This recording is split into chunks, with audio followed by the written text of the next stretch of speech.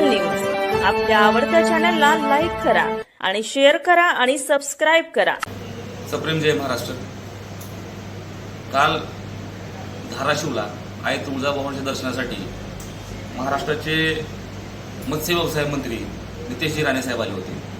नितेशजी राणे साहेब आल्यानंतर एक महायुतीचा घटक म्हणून मित्रपक्ष म्हणून मला आनंद झाला आणि असं वाटलं की आता जिल्ह्याला काहीतरी नवीन घोषणा मिळेल, जिल्ह्याला काही निधी मिळेल, आणि पण असं होताना काही दिसलं नाही। याच्या उलट काल नितेशजी राणे साहेब जिल्हा नियोजन समितीवर त्यांनी भाष्य केलं। मागच्या 2 ते 3 महिन्यापूर्वी जिल्हा नियोजन समितीला आमचे पालकमंत्री प्रतापजी सरनाईक साहेब यांनी मंजुरी दिली होती। या मंजुरीच्या विरुद्ध भारतीय जनता पार्टीचे आमचे सहकारी आमदार राणा जगदीश पाटील यांनी तक्रार मुख्यमंत्र्यांकडे केली। ठीक आहे, त्यांना काही गैरसमज आला असेल, त्यामुळे त्यांनी तक्रार दिली असेल। त्याच्यानंतर पालकमंत्री महोदय यांनी मुख्यमंत्री साहेबांकडे 2 ते 3 वेळेस विनंती केली की साहेब स्थगिती उठवली पाहिजे, जेणेकरून जिल्ह्याच्या विकासावर कुठला परिणाम होणार नाही किंवा जिल्ह्याच्या विकासाला गती मिळेल। कारण संपूर्ण महाराष्ट्रामध्ये निधी खर्च करण्यासाठी चालू आहे, विकास निधीच्या माध्यमातून विकास होत आहे आणि हा निधी मार्च 2024चा विकास निधी आहे। हा विकास निधी खरं तर मार्च 2024ला जे प्रशासकीय मान्यता मिळणं अपेक्षित होतं आणि आतापर्यंत हे सगळे पैसे खर्च होणं अपेक्षित होतं। असं न होता मागच्या काही निवडणुका, लोकसभेची निवडणूक आणि विधानसभेच्या निवडणुकीमध्ये हा निधी अडकला गेला। त्याच्यानंतर नवीन सरकार स्थापन झालं। नवीन सरकारमध्ये आमचे धाराशिवचे पालकमंत्री प्रतापजी सरनाईक साहेब यांनी या नवीन 266 कोटीला मंजुरी दिली। त्याच्यानंतर भारतीय जनता पार्टीचे आमदार राणादादा पाटील यांनी तक्रार केली आणि तक्रार करून तो निधी स्थगित केला। त्याच्यानंतरही आमचे पालकमंत्री सरनाईक साहेब यांनी मुख्यमंत्र्यांकडे 3 ते 4 वेळेस याचा पाठपुरावा केला आणि निधी उठवण्याबाबत मुख्यमंत्री साहेबांकडे विनंती पत्र देखील दिलं।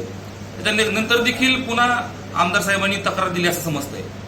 तर या सगळ्या प्रक्रियेवर काल भारतीय जनता पार्टीचे मंत्री नितेशजी राणे साहेब यांनी फडणवीस साहेब हे सगळ्यांचे बाप आहेत अशा प्रकारचं त्यांनी एक वक्तव्य केलं आणि जिल्हा नियोजन समितीला अनुसरून त्यांनी वक्तव्य केलं। जिल्हा नियोजन समितीचे अध्यक्ष हे पदसिद्ध अध्यक्ष पालकमंत्री असतात। आपण मित्रपक्ष आहेत, मित्रपक्षाच्या पालकमंत्र्यांच्या निधी वाटपाला आपण स्थगिती देत आहे, तर ही काय चांगली गोष्ट आहे कसं आहे? आणि शेवटी हा निधी कुणाचा आहे? हा निधी सर्वसामान्य लोकांच्या धाराशिव जिल्हावासियांचा निधी आहे। या निधीला स्थगिती देणं म्हणजे कुठल्याही मोठ्या प्रकारचा आपण गड जिंकलेला नाहीये किंवा कुठल्याही मोठ्या प्रकारचा आपण पराक्रम केले असं नाहीये।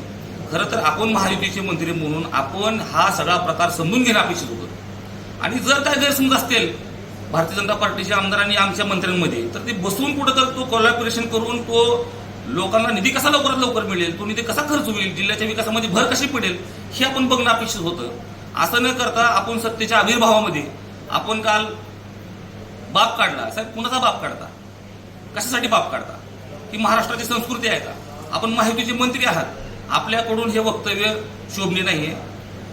महाराष्ट्राचे मुख्यमंत्री, लाडके मुख्यमंत्री आदरणीय फडणवीस साहेब हे सुद्धा अतिशय बोलत असताना जबाबदारीने बोलतात। आमचे नेते एकनाथ शिंदे साहेब बोलत असताना अतिशय जबाबदारीने बोलतात। आपले वरिष्ठ नेते अशा पद्धतीने कधी बोलत नाही, त्यामुळे आपण सुद्धा असं बोलणं योग्य नाही।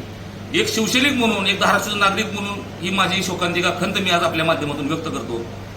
आणि जर आपल्याला या धाराशिव जिल्ह्याच्या जनतेच्या राजकारणाची एवढी काळजी असेल साहेब, तर आपण मुख्यमंत्री साहेबांना आपलं पत्र देऊन स्थगिती लवकरात लवकर उठवावी, जेणेकरून धाराशिव जिल्ह्याच्या लोकांना, नागरिकांना आणि विकासाला न्याय मिळेल, एवढीच आपल्याच्या माध्यमातून विनंती करतो आणि आई तुळजाभवानी चरणी प्रार्थना करतो की नितेशजी राणे साहेबांना आपण आई सद्बुद्धी देवो।